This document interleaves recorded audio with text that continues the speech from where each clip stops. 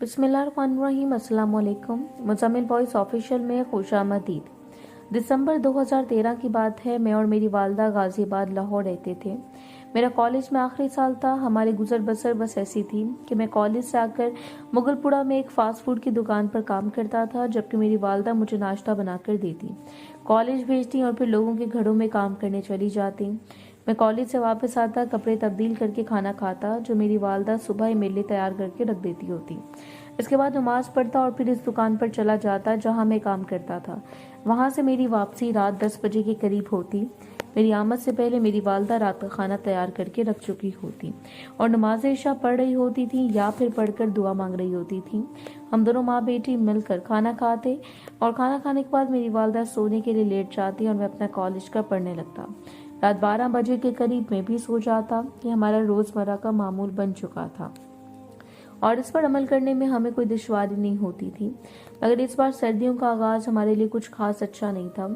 ठंड लगने की वजह से मैं निमोनिया का शिकार होकर बीमार हो गया। शुरू में तो शहद और अंडे से मेरी वालदा मेरा इलाज करती रही, मगर जब सेहत में कोई बेहतरी न आई तो मजबूरन मुझे अस्पताल ले जाना पड़ा। मेरे सेहतयाब होने तक घर में मौजूद जमा पूंजी खर्च हो गई, बल्कि उल्टा मेरी वालदा कुछ मकरूज हो गई। ऊपर से घर का किराया भी देने का वक्त आ गया। हम लोग दोहरी परेशानी का शिकार हो गए, लेकिन किस्मत हम पर मेहरबान हुई। लाल पुल पर मौजूद गोरमे बेकरी के साथ जो गली अंदर जाती है, वहाँ एक बहुत बड़े ब्यूरोक्रेट मुकीम थे। इनके घर में शादी का फंक्शन था। मेरी वालदा जिस घर में काम करती थी, इनके रेफरेंस से हमें इस शादी वाले घर में काम मिल गया और सिर्फ 3 दिन में हम माँ बेटे ने मिलकर सारे घर की सफाई कर दी। घर के मकीनों की मर्जी के मुताबिक सब कुछ सेट कर दिया और अपनी उजरत लेकर फारिग हो गए। शादी से एक दिन कबल ब्यूरोक्रेट के मुलाजिम ने एक बार फिर हमसे राब्ता किया। इन लोगों की सीवेज की नाली बंद थी और इस वक्त स्वीपर मिलना महाल था। इस ब्यूरोक्रेट की तरफ से हमको नाली साफ करने का कहा गया। मैंने साफ कर इनकार कर दिया, मगर मेरी वालदा दूरंदेश थी, मुस्तकबिल के खतरात से आगाह थी। मेरे मना करने के बावजूद इन्होंने वो काम पकड़ लिया और इस सीवरेज की गंदी नाली की सफाई करके देने की मजदूरी 7,000 रुपये तय पाई और मेरी वालदा नमाज जोहर के बाद गई। इस नाले की सफाई की अपना काम मुकम्मल करने के बाद मालिकान को चेक कराया। इनको मुतमईन करने के बाद उजरत दी और घर वापस आ गई। जब हम घर पहुंचे तो नमाज असर का वक्त खत्म होने वाला था। जल्दी नहा धोकर नमाज असर अदा की। अब दिली तौर पर मैं और मेरी वालदा मुतमईन थे, क्योंकि हम लोग घर के किराए का बंदोबस्त कर चुके थे, जिस वक्त हमारे लिए बज़ाहिर सबसे बड़ी परेशानी थी। नमाज पढ़ने के बाद फारिग होकर बैठे ही थे कि मस्जिद में ऐलान हुआ कि कोई गुर्बत गरीब औरत अपने कैंसर ज़दा बेटी की हमरा मस्जिद में आई हुई थी और लोगों से माली ताउन की अपील कर रही थी। मेरी माँ को जो 7,000 रुपये वहाँ से मिले थे, इन्होंने वो वैसे ही मेरे हाथ पर रख दिए और कहा कि जाओ, जाकर इस मजबूर खातून को दे आओ। मेरे लाख मना करने और जिद करने के बावजूद मेरी वालदा अपनी जिद पर अड़ी रही और कहती रही कि इन पैसों पर हमसे ज़्यादा इसका हक है। मैं दिल में वालदा से नाराज़ था, लेकिन इनके हुक्म को टालने की जुर्रत नहीं कर सकता था। लिहाजा पैसे हाथ में पकड़े और जाकर इस खातून को दे दिए और उल्टे पांव वापस मुड़ आया, क्योंकि मेरी नज़र इसकी बेटी पर पड़ी थी, गर्दन से थोड़ा नीचे, जिसकी जिल्द फटी हुई थी और कोई हसास दिल इंसान इसको एक बार देखकर दोबारा इस पर नजर डालने की जुर्रत नहीं कर सकता था। मैं घर पहुंचा ही था कि मगरिब की अजान शुरू हो गई। मगरिब की नमाज के बाद मैं रात का खाना बनाने के लिए अपनी वालदा की मदद करने लगा। इस दौरान मकान मालिक आ गया और इसने किराए का मुतालबा कर दिया। मेरी वालदा ने इससे थोड़ा सा वक्त मांगा। अगर हमें कुछ दिन की मोहलत दी जाती तो हम इस किराए का बंदोबस्त करके दे देंगे, और साथ ही बताया कि हमारे पास किराए के पैसे थे, लेकिन अभी थोड़ी देर पहले मस्जिद में एक मजबूर खातून आई हुई थी और हमने वो पैसे इस खातून को दे दिए।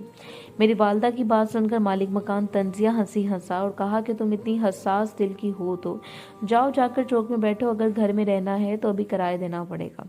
हमारी लाख मिन्नत समाजत पर भी वो ना माना, यहाँ तक कि इसने मुगलतात बकना शुरू कर दिए। मैंने थोड़ा सख्त रद्दअमल दिया तो इसने हमारे घर का सामान उठाकर बाहर फेंकना शुरू कर दिया। मोहल्ले के बाकी लोग भी जमा हो गए। लोगों ने आकर लड़ाई की वजह पूछी। मेरी वालदा ने सारा वाक़या बताया। मेरी माँ की बात सुनने के बाद मालिक मकान ने इंतहाई घटिया जुबान इस्तेमाल करते हुए कहा कि अगर किसी के मकान में मुफ्त बैठकर सखावत करने का इतना शौक है तो किसी कोठे पर जाकर बैठ जाओ। इसके अल्फाज सुनते ही मैंने छुरी ले ली और इसे मारना शुरू कर दिया, लेकिन लोगों ने बीच बचाव कर दिया। हम लोगों ने 10 दिन के अंदर किराया देने का वादा करके इसके घर से अपना सामान उठाकर इसका घर खाली कर दिया। एक घर जिसमें मेरी वालदा काम करती थी, इन्होंने अपनी छत पर बना हुआ स्टोर रूम हमको 15 दिन के लिए मुफ्त रहने के लिए दे दिया। साबिका घर के मालिक का कर्ज उतारने की खातिर मैंने तालीम को खैरबाद कहा और पूरा दिन मेहनत मजदूरी करना शुरू कर दी। 15 दिन के अंदर मैंने इसका सारा कर्ज अदा कर दिया और अल्हम्दुलिल्लाह इतने पैसे बचा लिए कि थोड़े से पैसे एडवांस अदा करके हमने आड़े बाजार के करीब मकान किराए पर ले लिया। मगर 3 से 4 महीने तक मेरे दिल में ये मलाल रहा कि मेरी वालदा की बेवजह सखावत ने पूरे मोहल्ले के सामने हमें रुस्वा करवा दिया है। मेरी तालीम का सिलसिला भी ख़त्म हो गया है और इस सारे अमल के दौरान सिवाय नुकसान के हमें कुछ हासिल नहीं हुआ। मेरी और मेरी वालदा की इस मौजू पर अक्सर बहस होती रहती है, मगर मेरी वालदा मुझे एक ही जवाब देती थी कि वो खातून मखलूक खुदा थी और उम्मत मोहम्मदी से थी। इस वक्त इन पैसों पर हमसे ज़्यादा इसका हक था, क्योंकि वो हमसे भी ज़्यादा मजबूर थी। इसे ना जानते पहचानते हुए भी हम लोग सिर्फ अल्लाह और इसके रसूल सल्लल्लाहु अलैहि वसल्लम की रज़ा के लिए इसका वसीला बने हैं।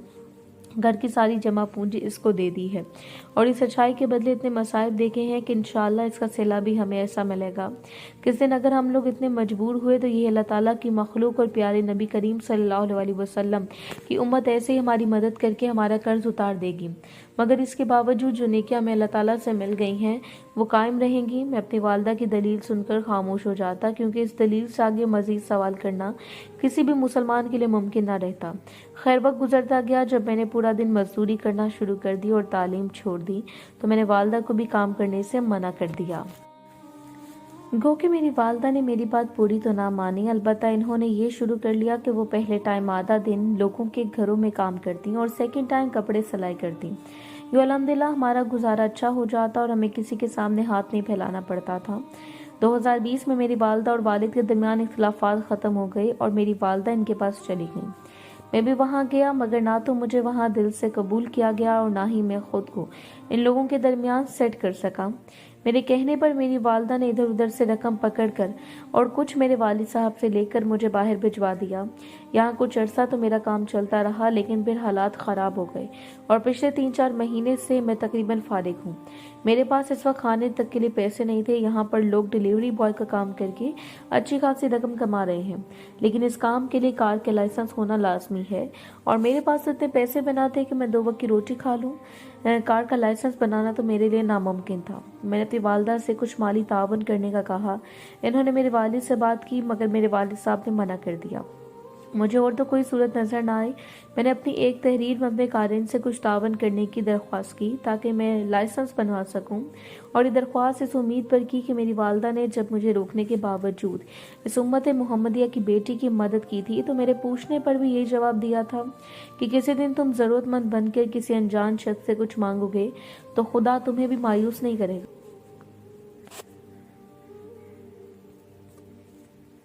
सैयदा हनीन फातिमा की फैमिली पाकिस्तान बनने से कबल इंग्लैंड मुंतकिल हुई थी। यूँ वो तीसरी नस्ल से वहाँ यह बात थी। अलबत्ता पाकिस्तान बन जाने के बाद इसकी फैमिली पाकिस्तान आ जाने लगी।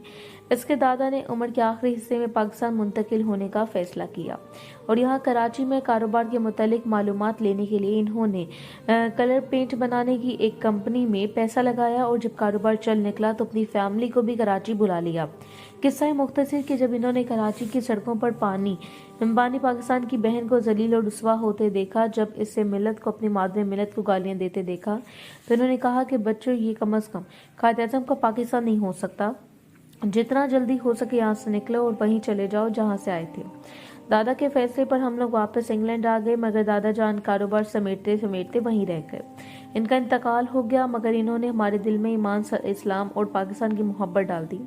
हमारी फैमिली ने हमेशा पाकिस्तानी तर्ज ज़िंदगी अपनाया। ख़वातीन ने पर्दे का खास ख्याल रखा, यहाँ तक कि जिस गली में हम मुकीम थे इसने पाकिस्तान होम स्ट्रीट का नाम दे दिया गया।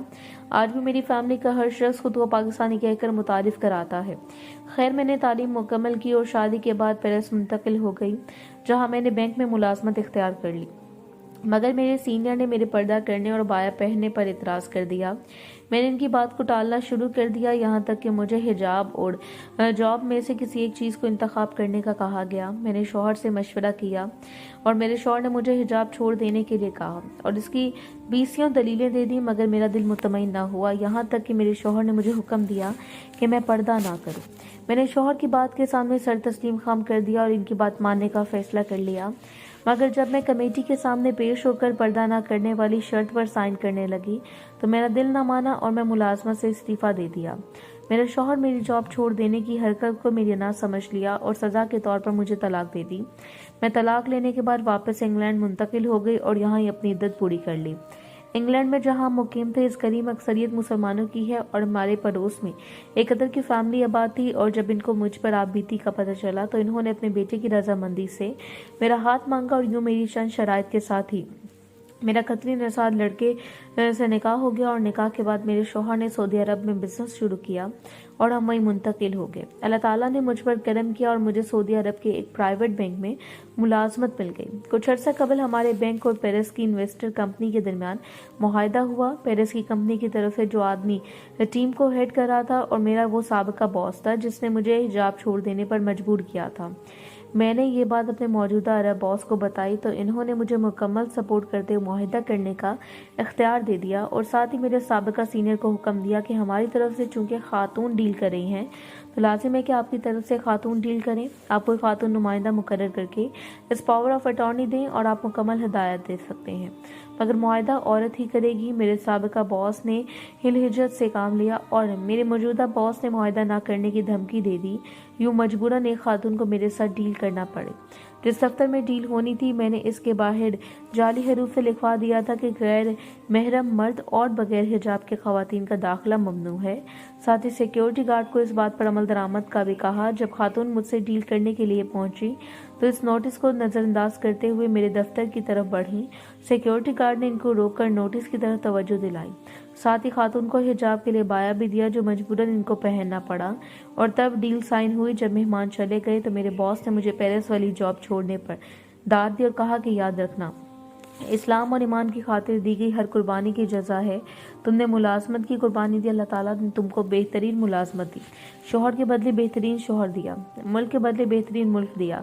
इसके बरक्स अगर तुम महज दुनियावी फ़ायदे के लिए अल्लाह ताला के हुक्म को नज़रअंदाज करती तो शायद दोनों जहानों में धुतकारी चाहती। मैंने अपने बॉस की बात से मुकम्मल इत्तेफाक किया और इस बात में कोई शक नहीं कि आज मेरे पास अल्हम्दुलिल्लाह आज सब कुछ पहले से बेहतरीन है।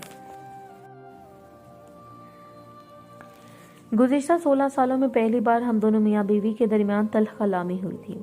मेरा नाम अनीसा रहमान है और मैं पंजाब यूनिवर्सिटी से MBA किया है। मेरा खाना पीना ओढ़ना बिछोना सब कुछ ज़कात के पैसों पर चलता था, जबकि मैं तालीम स्कॉलरशिप पर हासिल कर रही थी। तालीम के इजाफी अखराजात और अपनी छोटी मोटी ज़रूरतों के लिए मैं और मेरी माँ मेहनत मुशक्क़त भी कर लेती थी। मेरे इन हालात में पहुंचने की वजह भी मेरे अपने ही थे कि मुझे ज़कात लेकर खाना पड़ा। मेरे बचपन में मेरे वालिद साहब फौत हो गए थे और मेरे दादा गांव के सबसे बड़े ज़मींदार थे। इनके 2 ही बेटे थे और मेरे वालिद साहब के गुजर जाने के बाद ताया ने सारी ज़मीन बरोज़ ताकत हमसे हत्या ली थी और अब नज़रें हमारे घर पर थीं, जो हम किसी भी सूरत खाली करना नहीं चाहते थे। देहातों में आमतौर पर भाइयों के घर इकट्ठे होते थे और मेन गेट एक ही होता था। हमारा घर भी बिल्कुल इस तरह का था। मेरे ताया ने हमारे घर का रास्ता बंद करके सहन में दीवार खड़ी कर दी थी और हम लोग कैद होकर रह गए थे। अल्लाह ताला इनको जज़ाए खैर दे। मेरे पड़ोसियों ने हमारे कमरे की दीवार गिराकर हमें इस गली से गुजर के लिए रास्ता दिया। मेरे ताया ने हमारा रास्ता इसलिए बंद किया था कि हम तंग आकर अपना घर इनको दे दें और यहाँ से चले जाएं, मगर जब अल्लाह ताला ने हमारे लिए दूसरा रास्ता खोल दिया तो मेरे ताया ने एक और चाल चली। इन्होंने अपना घर गिराकर हमारे घर के इर्द गिर्द गहरे गड्ढे खोद दिए और इनको पानी से भर दिया, जिसके बिना पर बुनियादें कमज़ोर होने की वजह से 1 महीने में हमारा घर ज़मीन बोझ हो गया और हमारी इतनी हैसियत न थी कि दोबारा घर तामीर कर सकते। मजबूरन हम लोग वो घर छोड़कर अपने निहाल के गांव आ गए। मेरे मामू ने हमको घर में रखने से माजरत कर ली। गांव के बाहर लकड़ी का बना हुआ खोखा था जिसमें कभी बच्चों के लिए गोलियां और टॉफियां बेची जाती थीं। जब खोखे मालिक को हमारी हालत का पता चला तो इस रहमदिल इंसान ने अपना खाली खोखा हम माँ बेटी को रहने के लिए दे दिया। मैं और मेरी माँ ने कचरे के ढेर से बोरियां और पुराने कपड़े चुनकर खोखे के इर्द गिर्द लगाए تاکہ باہر سے کوئی آدمی اندر نہ دیکھ سکے، اور پھر کچھ ایسی بوریاں اس کے فرش پر لگا دیں تاکہ سونے میں آسانی رہے۔ میرے ننیال والے اچھے خاصے کھاتے پیتے لوگ تھے، لیکن انہوں نے ہمیں رکھنے سے انکار کر دیا۔ اس کے بعد ہمارے پاس آخری سہارا یہ کھوکا تھا۔ یہ ہمارا گھر بھی تھا، کچن بھی تھا، سب کچھ ہمارا یہی تھا۔ البتہ میرے ماموں کا یہ احسان ہے کہ وہ لوگ اپنی زکوٰۃ ہم کو دے دیا کرتے تھے، جس سے ہمیں کھانے پینے کی تنگی نہیں ہوتی تھی، اور میری تعلیم بھی چلتی رہی۔ جب میرے تایا نے دیکھا کہ میں اور میری والدہ لوٹ کر مجبور ہو کر دوبارہ ان کی دہلیز پر نہیں آئے، تو ان کو خطرہ محسوس ہوا کہ ماں بیٹی کوئی قانونی کارروائی نہ کرے۔ اس لیے میرے تایا کے بیٹے نے مجھے اور میری والدہ کو جان سے مارنے کی کوشش کی، اور 2-3 بار اپنے گنڈوں کے ہمراہ میری عزت پامال کرنے کی کوشش بھی کی، مگر وہ کہتے ہیں جسے اللہ رکھے اسے کون چکھے۔ بالکل اس بات کے مصادق اللہ تعالیٰ نے مجھے ہر چیز سے، ان کی ہر چال سے، ان کے شر سے محفوظ رکھا۔ یوں میں اپنے ننیال کی زکوٰۃ پر پڑھ کر جوان ہوئی، اور پھر میری والدہ نے مجھے پسند کی شادی کا اختیار دیا، مگر میں نے اپنی مرضی سے شادی کرنے سے انکار کر دیا۔ میرے کلاس فیلو نے مجھے بہت بار پرپوزل بھیجا، لیکن میں نے ریجیکٹ کیا۔ آخرکار میں نے اس کو اپنی والدہ سے ملنے کا کہا، اور یوں میری والدہ کی رضامندی سے میرے اس کلاس فیلو سے میری شادی ہو گئی۔ شادی سے پہلے والدہ نے میری ساری حقیقت ان کے سامنے کھول کر رکھ دی، تاکہ کل کو شادی کے بعد مجھے کسی قسم کا کوئی ڈر نہ ہو، کہ کوئی سچائی سامنے آنے کا خطرہ نہ ہو۔ یوں میں رخصت ہو کر اپنے شوہر عماد کے ساتھ آ گئی، اور پھر ہم دونوں کو دبئی میں جاب مل گئی، اور ہم لوگ یہاں منتقل ہو گئے۔ ہماری شادی سے لے کر آج تک کبھی ہم لوگوں میں محض تلخ کلامی بھی نہیں ہوئی۔ کچھ عرصہ قبل ہم لوگوں نے سوچا کہ اپنا کچھ پیسہ پاکستان بھیجا جائے اور وہاں کوئی کاروبار کیا جائے۔ اس سوچ کو حقیقت کا رنگ دینے کے لیے میرا شوہر پاکستان آیا۔ اس نے ایک پرائیویٹ بینک میں اکاؤنٹ کھلوایا۔ بینک انتظامیہ نے اسے پوچھا کہ کیا آپ زکوٰۃ دینا چاہتے ہیں یا نہیں۔ اگر آپ زکوٰۃ دینا نہیں چاہتے تو ایک مخصوص فرقے کے متعلق بتایا کہ بینک میں اس فرقے کو اپنا فرقہ مان لیں تو آپ کی ذات نہیں کاٹی جائے گی۔ میرے شوہر نے لالچ میں آ کر بینک کے کاغذات میں اپنا فرقہ وہی لکھوا دیا جو لوگ زکوٰۃ نہیں دیتے تھے۔ جب اس بات کی مجھے خبر ملی، میں اپنے شوہر سے لڑ پڑی، اور تب تک ناراض رہی جب تک دوبارہ ایک نئے بینک میں ہمارا اکاؤنٹ نہیں کھولا گیا۔ اس اکاؤنٹ میں اپنا مسلک ٹھیک لکھوانے کے بعد باقاعدہ یہ کہا گیا کہ ہر سال ہمارے پیسے سے زکوٰۃ نکالی جائے گی۔ میرے شوہر نے میری خواہش پورا کرنے کے بعد دوبارہ مجھ سے رابطہ کیا، اپنے رویے پر معافی مانگی، اور ساتھ ہی اللہ تعالیٰ سے توبہ طائب ہوا۔ میں نے اپنے شوہر کی غلطی کو کھلے دل سے معاف کر دیا۔ جب میرا شوہر واپس میرے پاس قطر پہنچا تو اس نے مجھے کہا کہ اتنی زیادہ کوئی لڑنے والی بات نہیں تھی، ہم لوگ ہر سال اپنی ساری دولت پر زکوٰۃ لازم دیتے ہیں، تو میرے ذہن میں یہی تھا کہ ہم زکوٰۃ ادا کریں گے۔ میں نے اپنے شوہر کی بات سن کر اسے بتایا کہ میں جن حالات سے گزر کر آئی ہوں، مجھے پتہ ہے کہ زکوٰۃ کتنی ضروری ہے، بشرط کہ وہ کسی حقدار تک پہنچے۔ میں نے اسے بتایا کہ اگر زکوٰۃ اسلام میں نہ ہوتی تو آج میں اور میری والدہ زندہ نہ ہوتے، ہم لوگ کب کے خودکشی کر گئے ہوتے۔ میرے ماموں نے اپنی زکوٰۃ اور صدقہ خیرات وغیرہ دینے کے علاوہ کبھی ہماری کوئی مدد نہیں کی، اور باقی لوگوں نے بھی ہمیشہ زکوٰۃ اور صدقات ہی ہم لوگوں کو دیے۔ یہی وجہ ہے کہ مجھے اپنا وقت یاد آ گیا، اور مجھے لگتا تھا کہ ہم لوگ کسی کو ناحق قتل کر رہے ہیں، اس لیے میں نے فوراً سے دوسرا اکاؤنٹ کھلوانے اور زکوٰۃ لازم ادا کرنے کا کہا۔ میں معافی چاہتی ہوں، میرا رویہ غلط تھا، لہجہ غلط تھا، لیکن میرا مقصد غلط نہیں تھا۔ میں آپ کو گناہوں سے اور اللہ تعالیٰ کے عذاب سے بچانا چاہتی تھی۔ میرے شوہر نے میری بات سن کر میری حالت کو سمجھا، مجھے اپنے سینے سے لگایا، اور وعدہ کیا کہ جہاں تک ہو سکا میرا پیسہ لوگوں کی زندگیاں بچانے کے لیے صرف ہوگا۔ میں اپنی کہانی کے آخر میں تمام قارئین کو کہنا چاہوں گی کہ خدا کے لیے بینکوں میں محفوظ پڑا ہوا آپ لوگوں کا پیسہ بھوک کی وجہ سے خودکشیاں کرتے کئی لوگوں کی زندگی بچا سکتا ہے۔ اب بینک سے سود لے کر گناہ کر رہے ہیں، اس سے بہتر ہے کہ آپ اس پیسے پر زکوٰۃ دے کر اللہ تعالیٰ کا اجر و ثواب کمائیں۔ والسلام۔ میری کہانی یہیں کا اس کا اختتام ہوتا ہے۔ بہت شکریہ۔